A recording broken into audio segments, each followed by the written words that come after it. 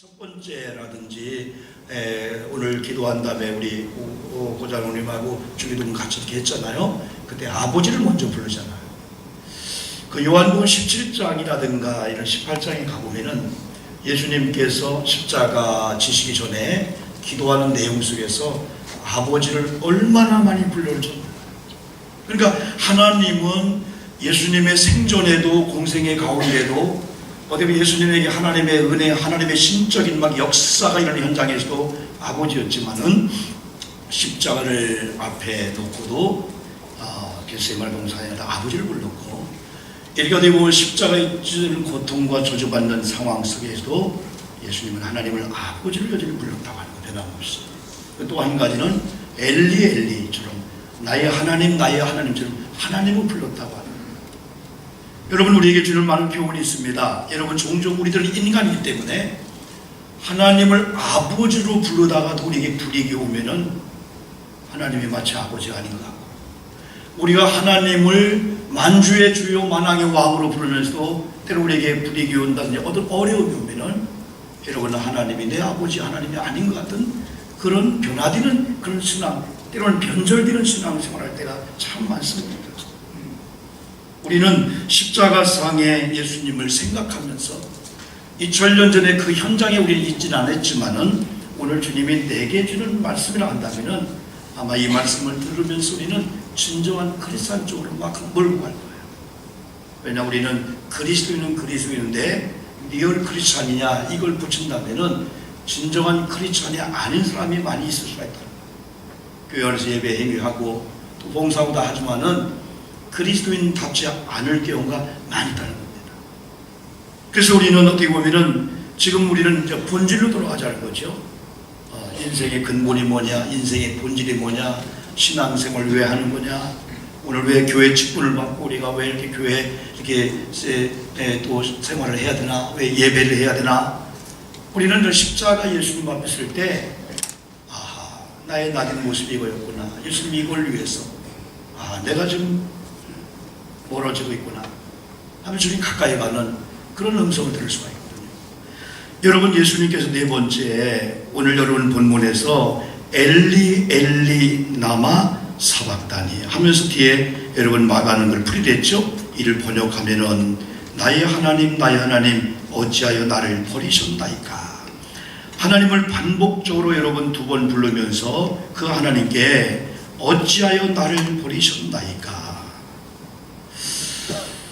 제가 만약에 한나라 이당 가면은 예수님 왜 네 번째에서 하나님을 아버지라고 부르지 않으셨나요? 무슨 이유가 있으셨나요? 묻고 싶어요. 어떻게 보면 여기는 하나님의 그런 어떠한 그 아들이면서도 인류의 죄를 대속하기 위해서 마치 재판관 앞에 선 죄인처럼, 심판자 앞에 선 여러분 죄인처럼, 창조주 하나님 앞에 선 피조물처럼 마치 심판받는 이런 심판을 주시는 하나님 앞에 이건 봐주는 게 아니죠. 엄벌이죠. 그 앞에 마치 죄인처럼 여러분 버림받는 그런 모습의 주님을 표현하지 않았을까. 저는 조심스럽게 그렇게 생각합니다. 여러분, 엘리 나마 사박다니 이건 버림을 받았다는 겁니다. 이건 예수님으로부터 저주를 받았다는 겁니다. 어떤 죄에 대해서 여러분 봐주는 게 많이 있잖아요. 그러나 그게 아니고 여러분 죄의 대가를 지불했다는 거예요. 어떻게 보면 예수님 이걸 통해서 우리에게 주는 서너 가지 교훈이 있는데 그 중에 하나가 뭐냐면 버림받으시는 그 예수님입니다. 누구로부터일까요? 하나님으로부터입니다. 마귀로부터가 아닙니다. 그리고 사람으로부터가 아닙니다. 하나님으로부터 버림을 받는 이 예수님의 이 모습을 통해서 두 번째는 나 대신 고난 당하시고 나 대신 저주를 받으시고 나 대신 버림을 받으시는 이 예수의 모습을 우리가 기억하고 그걸 받아들여야 한다 사실이에요. 세 번째 우리 주는 교훈은 버림받고 있음에도 불구하고 버리시는 그분을 여전히 엘리 하나님. 여러분, 이 하나님이라는 고백 속에는 엄청난 여러분 이 숨어있는 아름다움이 있잖아요. 우리가 만약에 하나님을 부른다, 우리가 여러분 예수님을 부른다, 우리가 주님을 부른다 할 때는 거기는 구원의 주님, 창조의 하나님, 나를 고치신 하나님, 내 죄를 용서하는 하나님, 여러 가지가 이런 포함되어 있잖아요. 우리가 아버지를 부를 때, 어머니를 부를 때, 아내가 남편을 부를 때, 남편이 아내를 부를 때 그 남편이란 두 글자가 아니잖아요. 그 속에는 여러분 제가 신뢰하고 저를 사랑하고 우리가 연합하여 한 몸이 된 남편이요라든지 여러 가지가 그 일에 포함되어 있어요. 그리고 예수님께서 세 번째 주는 교훈 속에는 버림받고 있음에도 불구하고 자기를 버리는 그분을 바라보는 예수.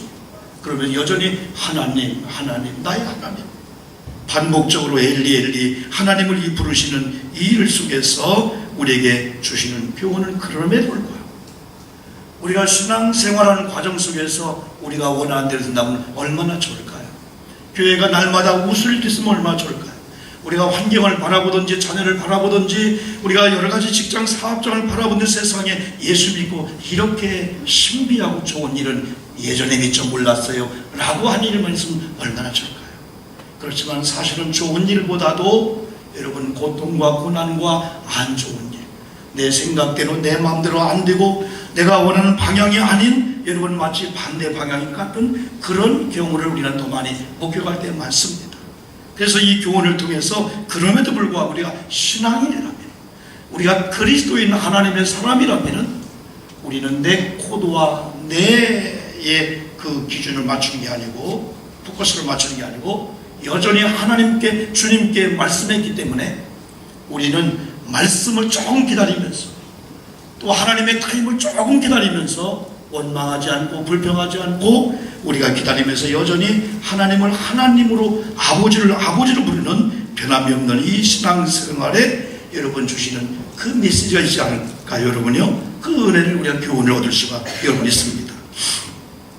예수님에게 있어서 하나님은 아버지셨고 예수님에게 있어서 하나님은 야훼 하나님, 여호와 하나님, 하나님이셨습니다. 여러분 하나님 하면은 우리는 하나님만이 가질 수 있는 절대적인 5가지 속성이 들어있습니다. 하나는 전지성입니다. 전능성입니다. 그리고 불변성입니다. 무소부재입니다. 그리고 스스로 계신 자존성입니다. 이건 인간이 5개는 하나도 가질 수가 없어요. 이건 아버지 하나님만 가질 수 있는 이 5가지 속성이 있는데 하나님이라는 고백 속에는 그 모든 걸 다 신뢰해 주는 거예요. 인정해 주는 거예요. 어쩌면 하나님을 하나님으로 우리가 여러분요 신뢰해 주고 고백해 주는 신앙 고백적인 이런 고백이라고 할 수가 있습니다. 주님이 버림을 받으심으로 구원받은 나는 영원히 정죄받지 않고, 여러분 저주의 십자가거든요. 죽음의 십자가거든요. 심판의 십자가거든요. 그래서 이사야 53장이 그랬잖아요. 저가 찔렸기 때문에, 저가 매를 맞았기 때문에, 저가 수치를 당하고 조롱을 당하기 때문에 그 예수 그리스도를 믿고 구원받은 오늘 저와 여러분은 그 수치와 조롱과 그가 찔림으로, 그가 매를 맞음으로 상처가 났고 질병이 났고 2000년 후에 오늘 우리에게 있을 걸 예언한 거란 말이죠. 그 사실을 바로 믿는 우리들이 네 번째 이 엘리엘리나마 사박다니에서 교훈은 여러분요, 여전히 나는 버림을 받아야 마땅하죠.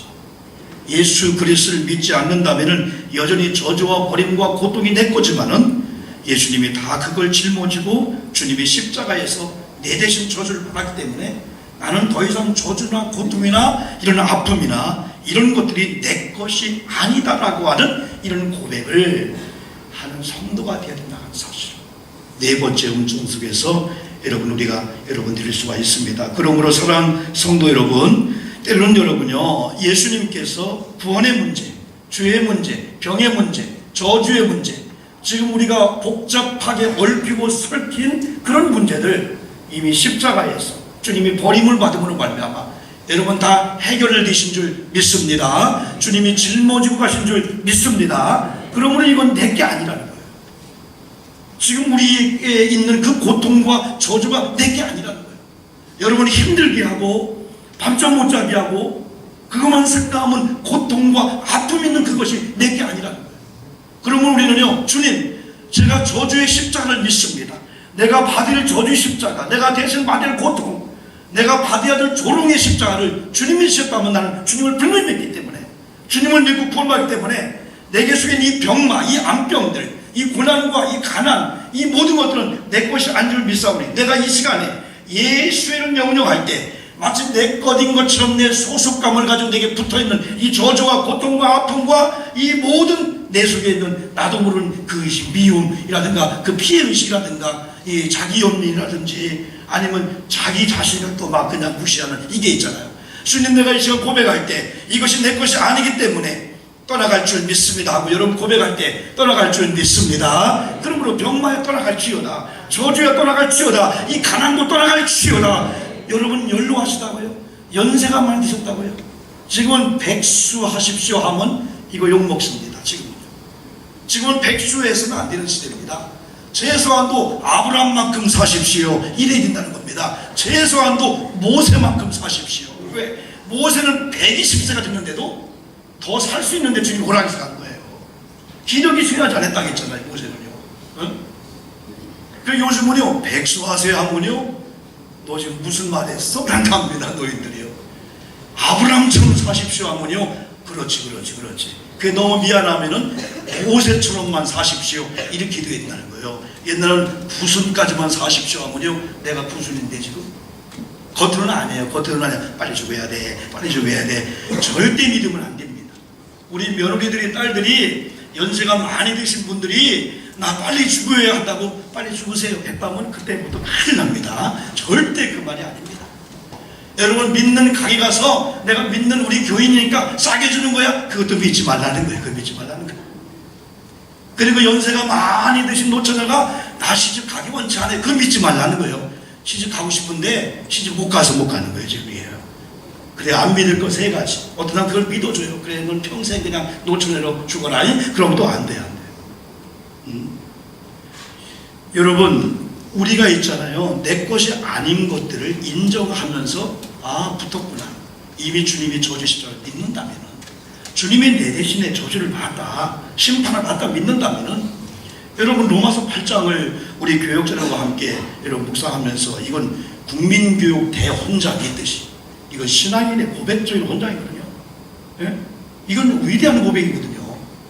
생명의 성령의 법이 죄와 사망의 법에서 여러분 우리를 건졌기 때문에 누가 우리를 정죄하리요? 이게 바로 로마서의 고백이라고 볼 수가 있거든요. 그리고 바울은 사망아 너의 쓰는 것이 뭐냐? 죄지 죽음이지. 나는 예수 안에서 죄의 문제, 죽음 문제 해결했기 때문에 나는 자유하면서요 사망을 향하여 죽음을 향하여 막 명령하는 거예요. 내 것이 아니라고. 우리는 영생 여러분 있잖아요. 신천지처럼 이 땅에서의 영생 불사가 아니고 우리는 영원히 사는 것을 여러분 믿잖아요. 그래서 여러분 네 번째 이런 고백 속에서 우리는 그냥 슬퍼하면서 얼마나 아팠을까 그 연민과 거기에만 멈추지 않고 야, 나 때문이라면 주님 저 때문이었군요. 이제는 제가 주님을 위해서 저주를 받는다고 저주받을게요. 내가 주님 때문에 고통을 당하고 고난당하고 주님께 드리고 헌신하면서 가난하고 굶주리고 내가 못 먹고 내가 순교한다면 그런 걸 내가 이제 할게요. 그런 고백을 우리가 할 수가 있죠. 여러분 네 번째 십자가상의 음성을 듣기를 주님의 이름으로 축복합니다. 자유함이 올 수가 있어요. 환경이 이래도 연세가 이래도 의사는 뭐 어째 이렇게 뭐 병들이 막 이렇게 많냐 한다 할지라도 우리는 이 네 번째 음성 앞에서요 그 음성을 이길 수가 있다는 거예요. 다섯 번째 음성이 요한복음 19장 우리가 여러분 읽으셨죠? 한마디로 말하면은 목마르다 그랬어요. 그 많은 사람들이 예수님께서 피를 흘리시고 이미 땀을 많이 흘리시고 물과 피를 다 쏟으시는 가운데 아픔의 고통도 고통이었고 또 배신당한 고통도 고통이었지만은 목마름의 고통이 가장 견디기 힘든 고통이 아니었을까. 그러면서 예수님의 이 다섯 번째 이 고백이요 지금 현대를 살고 있는 우리들의 그 갈증이라는 거예요. 얼마나 많은 사람들이 갈증을 느낍니까? 얼마나 많은 사람들이 목마름을 느낍니까? 강단에 항상 이렇게 물을 이렇게 따랐습니다. 제가 여러분 목이 말라서 설교 전에 아까 찬양대 할 때 한 모금 물을 마셨습니다. 사람은요 다른 건 참아도요 그 갈증을 못 참아요. 그 갈증을 해결하려고 수단과 방법을 안 가리고 그 갈증을 해결하려고 몸부림을 치게 됩니다. 그런데 이 갈증을 엄밀히 말하면은 수가성의 여인처럼 물의 갈증이 아닌데 사람은 물 먹으면 되는 걸로 착각을 한다 이거죠. 사실은 다 영적인 갈증에서 그 나타나는 표면적인 현상인데, 빵을 먹고 돈을 벌고 대학을 가고 그거 소원 이루면 갈증의 문제가 해결되는 걸 아는데 본질은 죄에서부터 왔거든요. 불신앙에서 원망이 오고 원망을 내묻었더니 그 뒤에 갈증, 목마름의 고통과 고난을 여러분요 이기지 못하고 살게 되는 거죠. 근간에 여러분 그 두 가지 큰 사건이 여러분 접한 분들은 마음이 아팠을 거예요. 그 한 사건은 여대생들이 그래도 해외에 간다면 그 꿈이 있어요. 일단 비행기를 타고 해외에 간다는 꿈이 있는데 여대생 몇 명이 서로 하나가 되어서 캄보디아 쪽에, 그죠? 캄보디아 쪽에 가서 알바도 하고, 한번 부모님을 떠나 한번 해외에서 한번 조금 우리가 자유로운 생활 해야 되겠다 해서 알바도 하고 뭐 하려고 하다가 나중에 가보니까 여러분 감옥에 가고 말았어요. 저게 무슨 모함인가 했는데 우리 가서 추적을 해보니까 보이스피싱으로 걸린 겁니다. 거기서 여러분 30몇 살의 형님들을 만나고, 여기 여자지만은 한 10명이 그룹이 되어서 8명은 잡혔고 실제 조종하는 2명은 잡히지 못했습니다. 거기서 한국으로 동남아 쪽으로 알선해주는 그 대출들, 이런 것들이 보이스피싱이 몰랐어요.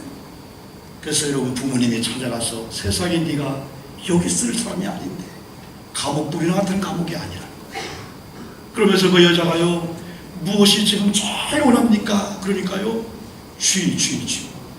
쥐가 너무 무섭다. 얼마나 죄가 그 감옥에 많은지, 그 여학생 대학생이 죄가 무섭다. 죄가 아니고 짹짹짹한 쥐 생쥐 같은 그 쥐가 무섭다.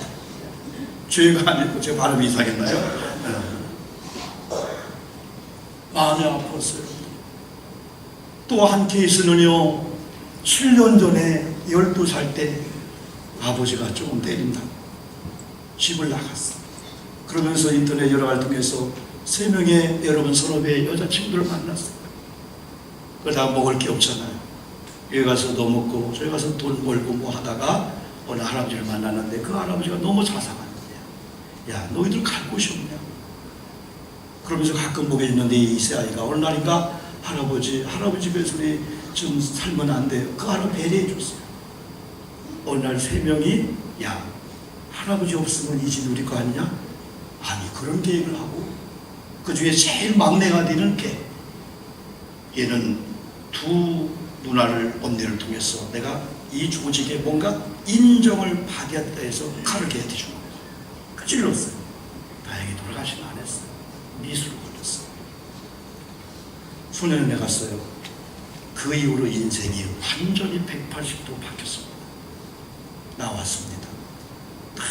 술집으로 또 여러분 몸 파는 대로. 그러다가 7년 만에 그 언니가, 그 누나가 연락이 와서 있는데 병원에 가 있는데 이건 숨만 쉬고 있지 얼굴부터 온몸이 시체예요. 시체. 얼마나 멍이 들고 얼마나 고통과 고난을 받았습니다. 말을 못합니다. 근데 손바닥에 손을 씁니다. 누가 어디에서, 군산에서, 대전에서, 서울에서 누구를 만났고 어디에서. 나중에 여러분이 이렇게 글씨를 씁니다. 합니다. 그의 마지막 고백, 집에 가고 싶어. 아버지가 싫어서 집에 나온 그것이 7년 동안 얼마나 여러분 보니까 7년 전에 우리나라 뉴스에 나왔었어요. 할아버지를 죽이려고 했다가 소녀들이 했다. 그 뉴스 나왔었어요. 그냥 사건이 실제 사건이죠. 근데 여러분요, 그 이야기는 집에 가져오라고 그 병상에서 그냥 죽었어요. 12살 때니까 19살. 이런 걸 볼 때 사회에 당연히죠. 거기는 많은 전문가들은 그때 좋은 전문가, 상담가, 좋은 사람 만났더라면 얼마든지 쉼터라는 곳에 가서 많이 변화되면서 새로운 삶을 살 수 있는데, 이렇게 만나고 저렇게 만났지만은 그들 편에는 그들을 개종해주고 그들을 교화해주고 그들을 해준 사람이 없었다. 그래 그런 걸 폭로하면서 우리가 이래서 되겠느냐. 아무리 이런 아이들이 있지만 이런 아이들을 받아주면서 이런 아이들에게 새로운 삶을 할 수 있는 그런 어떤 기관들이 많이 있지 않겠나. 그걸 부각시키기 위해서 두 사건을 많이 들춰낸 것 제가 볼 때 너무나 많이 알고 있어요. 저는 또 이런 설교를 여러분 준비하고 있대요. 돈을 위해서, 좋은 휴대폰을 위해서, 좋은 차를 위해서 이 욕망의 바다처럼 이 갈증 죄의 죄를 하고 계속 결국 한 인생이 그걸로 맞죠. 그러면서 제가 한순간 그걸로 인해서요 그 친구를 찾습니다. 그러면서요 제 인생이 망쳤습니다. 이제 19살 애들이 고백하는 게 내 인생이 망쳤습니다. 돌아갈 수가 없습니다. 다 어디 보면 여러분요 이게 한 반면이지만은 갈증. 어떤 사람이 바다에 가서 목이 말랐는데 목이 마르다. 그런 사람이 아니 이렇게 물이 많은데 목이 마르다면 어떡합니까? 그러나 바닷물은 소금기가 있기 때문에 갈증을 했습니다. 또 목이 말라, 또 목이 말라, 또 목이 말라. 욕망의 바다 같은 이 세상 속에서 수많은 사람들은 왜 이 문제를 해결하지 못할까요? 여러분 예수 만나지 않고는 이 영적인 갈증에서부터는 근본적인 갈증이 해소안되기 때문에 정신적, 육적, 물질 이런 환경적인 갈증을 해소할 수 없다는 거예요. 왜냐하면 우리는 아담 안에서 우리는 다 죄인 됐잖아요. 아담이 불순종하면서 선악과를 따먹음으로 저주를 받음으로 에덴 동산 쫓겨난 그 이후부터 우리는 아담의 죄를 다 받았기 때문에 이런 갈증의 문제를 가지고 살 수밖에 없습니다. 그러나 십자가 상에 여러분 5번째 주신 주님 말씀이 내가 목마르다 이 말씀 속에 뭐냐면 너희들의 앞으로의 갈증의 문제, 너희들의 목마른 문제, 영적인 갈증의 문제, 육적으로 혼적으로 이 세상을 살면서 뭔가 원하는 그 원함이 내가 여기서 해결할 테니까 결국은 나를 만나라. 예수 만나지 않고는 이게 안 된다는 거죠.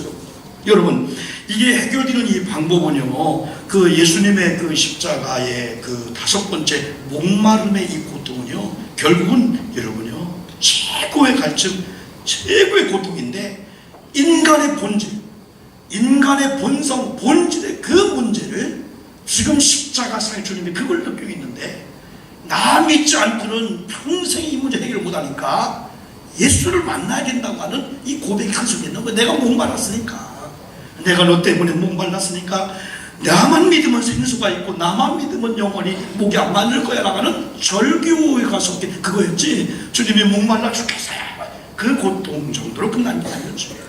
거기 있는 많은 사람을 향하여 우리 찬양들을 향하여 여러분 앞으로 갈증이 있을 겁니다. 그날 내가 목말라 대신 이렇게 고통을 느끼니까 나만 만나면 지금 여러분이 느끼는 모든 갈증과 고통은 끝날 겁니다 라는 이 주님의 이 복음이잖아요. 이 주님의 이 메시지나 여러분 최고의 갈증, 최고의 고통을 누구 때문에? 나 때문에, 우리 때문에 주님이 그 십자가에서 이 갈증과 이 목마름은요 음부의 하나의 상징입니다. 음부. 여러분 누가복음 16장에서 거지 나사로하고 부자가 여러분요 동시에 여러분 음부에 하나는 가고 하나는 낙원에 갔잖아요. 음부에 있는 부자가 다른 이유가 한 게 아니에요. 아브라함의 품에 있는 거지 나사로 손끝에 물 한 방울만 찍어서 내 혀를 좀 섞을게 해달라는 이 불꽃 속에 타오르는 갈증 때문에 그런 거죠. 어디 보면 예수님이 우리가 음부에 가서 목말라요. 여러분이 한 컵을 마셔도 갈증이 해소가 안 되는데 여기다 여러분 손끝에 하나 찍어서 얼마나 목이 말랐으면 그래 결국은 2000년 전에 주님의 목마름은요 앞으로 우리가 안 믿으면 음부에 가서 영원토록 목말라요. 누군가가 물 한 방울 찍어주지 않는 그 고통이 있을 걸 아시고 주님이 죽으셨다는 건 뭐냐면 음부의 고통이 내가 목마름으로 끝났는데 그냥 끝난 게 아니고 이런 예수를 만나야만이 그렇다 이거죠. 여러분 이 문제를 해결하는 그 방법은요 우리가 요한복음 4장의 수가성 여인을 통해서 지금은 많은 사람들이 예배 상실 시대 속에 살고 있다고 하잖아요. 그래서 예배가 회복되는 이 문제 속에 갈증의 문제가 다 여기 있게 되는 거예요. 수가성의 그 여인은요 그냥 목이 말라서 물 들어왔어요. 거기서 예수님 만났어요. 근데 그 예수님께서 뭐라고 하십니까? 이 물 먹으면 또 목말라. 근데 내가 주는 물을 먹으면 목이 안 말라. 그러면서 내 남편을 데리고 나잖아요. 그게 뭡니까? 죄를 건드리고 있는 거예요. 남편이 없습니다. 너 남편 5명 있었지? 지금 있는 남편 네 남편 아니지? 몇 번의 남편을 경험한 이 여인에게 죄를 고백하라는 거예요. 그러면서 여러분이 거기서 예배를 얘기하잖아요. 예배를. 여러분, 이 예배 회복과 이 가르침의 문제가 직결되는 문제예요. 그럼 누가 예배할까요? 예수를 만나고 구원받은 자가 예배하죠. 그래서 우리는 이런 여러분 사순절을 보내면서 내가 그리스도이니까. 목사님 무슨 말씀을 하는 겁니까? 내가 그리스도인이죠. 그러나 진짜 우리가 한번 제 가슴에 손 놓고 내가 그리스도이니까. 그리스도인은 그리스도의 열매가 맺혀져. 여러분, 사과나 이런 걸 보면 수많은 사람들이 뭐 징그러워 그런 사람 누가 있습니까? 탐스럽다. 왜 이렇게 빛깔이 아름답고 향내가 아름답고. 우리가 그리스도인이면은 우리가 있는 가정에서 이런 교회 모든 식당 현장에서 여러분 주변에 있는 분들이 여러분 보고 이야 그 열매를 보고요. 과연 그리스도. 그래서 우리는 이런 사순절을 통해서 내가 과연 그리스도인인가? 그리스도인가? 넌 그렇지는 않겠죠. 그리스도인인가?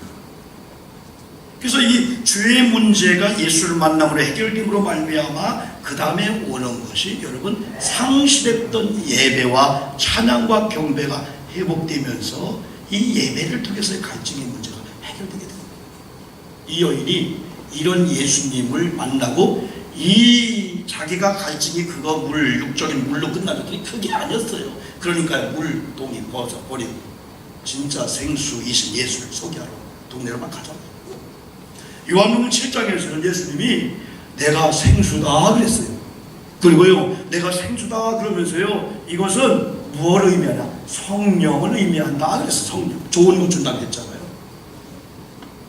결국은 여러분 진정한 이 생수의 문제는 성령 안에서 가능하고 성령을 우리가 충만할 때 이 성령 충만해서 이 생수의 문제가 여러분 거기서 해결된다는 거죠. 요한복음 7장 37절부터 보면요 명절 곧 큰 날에 예수께서 서서 외쳐 가라사대 누구든지 목마르거든 내게로 와서 마시라. 나를 믿는 자는 성경의 이름같이 성경에서 말씀한 것 같이 그 배에서 생수의 강이 흘러나리라. 그러면서 이는 그랬어요. 여기서 생수의 강, 목마른 문제를 해결한 생수의 강이 흘러서 그 배에 충만하게 될 건데 이는 그랬어요. 뭘 의미하냐? 39절 설명하기를 그를 믿는 자의 받을 성령을 가르쳐 말씀하신 거이라. 그러면서 성령과 신부가 말씀하시기를 오라 하는도다. 듣는 자도 오라 할 것이요 목마른 자도 올 것이요 또 원하는 자는 값없이 생명수를 받으라 하시더라. 계시록 22장 17절 말씀이거든요. 성령께서 우리에게 음성을 주시는데 누구든지 목마르거든 오라는 거예요. 듣는 자도 오라 할 것이고 와서 값없이 와서 때로는 포도주와 절절하고 이사야도 말씀했잖아요. 목마른 자도 올 것이고 또 원하는 자로 와서 값없이 생명수를 받으라 하시더라. 누가요? 성령이 주신 음성. 성령. 여러분 성령을 우리가 받지 않고 성령으로 충만하지 않고 예수를 지금 주라 고백할 수가 없고 지금 주님이 주시는 2000년 전의 십자가상의 이 이야기는 2000년 전에 하나 이야기로 만들어야 돼. 지금 내게 주시는 내마의 음성 들을 수가 없어요. 그래서 성령 안에서 이 생수의 강이 흘러넘쳐나겠잖아요. 그래서 성령을 말씀한다고 했잖아요. 그래서 우리는 사순절에 하나님 제가 이해할 수 없고 제가 알 수 없는 그런 차원 그런 영역 하나님 성령을 받으면 성령이 알게 하고 성령이 경험케 하고 성령이 느끼게 해서 생수가 아닌 것에 목숨 걸지 않게 합니다. 생명수가 아닌 것에 생명이 아닌 것에 목숨 걸게 하지 않아요. 생명이 연관된 목숨 걸게 하죠. 이 생수의 근원이신 예수를 만나는 그런 일에 그래서 이 사순절에 누가 어디 조절한 게 아니고 은혜를 받으니까 갈 곳 안 갈 곳 만날 곳 안 만날 사람 그걸 조절을 되는 거예요. 어느 교회에서는 사순절날 첫째 금식, 두 번째 화려한 옷을 입지 말자, 세 번째 예식장에 가지 말자, 네 번째 모여하지 말자. 그래야 되는 게 아니에요. 그 원칙에 100점이면서 그 마음속에는 예수와 상관없는 사람이 얼마나 많은데, 오이선자, 오이정상 얼마나 많은데.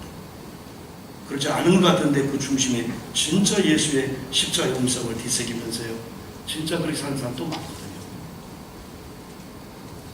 사랑하는 성도 여러분, 이제 주는 말씀을 이렇게 지금 정리하려고 합니다. 목마름의 해결 방법은 예수 외에는 없다는 사실이고, 이건 돈으로 금으로 사는 게 아니라 값없이 와서 때로는 포도주와 절주를 먹으라겠고 생명수를 받으라. 계시록 22장 17절에 말씀했습니다. 그래서 목마른 인생을 부르시는 주님의 음성을 2000년 전의 이야기, 성경 속의 이야기로만 마시고, 지금 여러분의 목마름이 영적인 목마름이다, 그리고 물질의 목마름 다 있지만은 영적인 목마름의 해결 속에 그게 다 나오게 되는 거예요. 여러분, 결국은 불신앙 속에, 아까 민수기에서 보면은 불신앙 속에 다골망이 나온다고 했잖아요. 출애굽기에 보면은 출애굽기 15장 다골 마라의 쓴물을 한번 설교했잖아요. 마라의 쓴물은요, 홍해의 기적을 경험한 다음에 사흘 길을 걸어갔는데 마라의 쓴물이 있었어요. 써서 못 먹었어요. 백성은 원망했어요. 그때 하나님께 모세가 기도합니다. 모세가 하나님 기도합니다. 하나님 어찌 할까요? 한 나무 가지를 던져라. 그래서 모세가 던졌습니다. 물이 달아졌어요. 쓴물이 달아지는 이 은혜 역사였어요. 여러분, 이 세상의 모든 건 영적인 문제가 해결되지 않은 이 갈증의 문제를 해결하려고 이 사람을 만나고 저 사람 만나고 수단과 방문 안 가리고 하지만은 마라의 쓴물 써서 먹으면 죽어요. 그걸 부속사조로 보면 여러분, 예수의 그 십자가를 의미해요. 한 가지 나무를 던졌더니 물이 달았더라. 결국은 예수님을 통해서 영적인 문제가 해결될 때 불신앙의 문제가 해결되게 됩니다. 그러니까 민수기나 이런 출애굽기의 광야 생활 속에서 계속적인 불신앙이 뭡니까? 하나님을 믿지 않는 거예요. 그러다 보니까 원망과 불평이 나오죠. 그러다 보니까 그들은요, 계속이요, 줘도 배고프다, 줘도 목마르다, 만나도 맛있다, 그 다음에 딱딱하가 맛없다, 그리고 뭐 하나님 주시는 매출하기도 좋다 하더니 그 다음에는 맛이 없다, 다 맛이 없다 하는 거예요. 그런데 사람들을 위해서 어떻게 하면 먹는 문제를 해결할까 했는데 그게 아니고 원초적인 문제로니까 죄의 문제가 해결돼야 돼. 이 죄의 문제는 예수를 만나야 돼. 그럼 예수가 우리를 구원시키면 성령을 줘. 그랬더니 예배가 회복되고 거기서 이런 육적인 눈의 현상, 갈증의 문제가 다 해결되게 되는 거죠. 그리고 현세 부복적인 건 뭐냐면요, 그 다른 게 아니라 그거예요. 원래적인 그 문제를 해결해야 되는데 그거 안 하고 빵 주세요, 해결해 주세요. 예, 그것만 보면 현세 부복적인 거죠. 샤머니즘이 보기도 할 수 있죠. 그렇다면 그건 우리가 여러분, 하나님이 아시는 주님께 근본적인 문제 해결되면은요, 여러분 그 다음 단계, 풀어지는 그 다음 단계 주님이 인도합니다. 그래서 여러분, 가장 중요한 것은 목마른 인생의 오영복인데, 하나님은 내가 무엇을 목말라 하는 걸 정확히 알고, 그리고 내가 잘못된 걸 구하는 걸 아신다 이거예요. 오영복 목사로 빵의 문제가 아니라 이 자리 채우는 게 아니야, 돈 문제가 아니야, 그 문제가 아니야. 그걸 자꾸 왜 갈증을 일본으로 할 그것만 기도해? 그게 아니야. 너는 나를 만나야 돼, 너는 내 말을 들어야 돼, 너 나와, 그거 있잖아요. 그 두 번째는요, 우리 이웃에게 주님의 음성을 못 들었잖아요. 우리가 가족 중에 이런 음성을 들어야 할 현장에 있어야 될 내 자녀들이 진짜 우리 감식해야 됩니다. 이런 하나님의 말씀을 드려야 될 현장에 있어야 될 장로님, 권사님, 자녀들이 지금 다른 데 있으면 안 되죠. 왜? 만약에 그 인생이 오늘이 그 상태로 마지막이어서 지옥 가서 나를 토대로 패서라도 교회 데리고 갔어야 되지. 이 음부의 고통이 있는 걸 엄마는 알았잖아.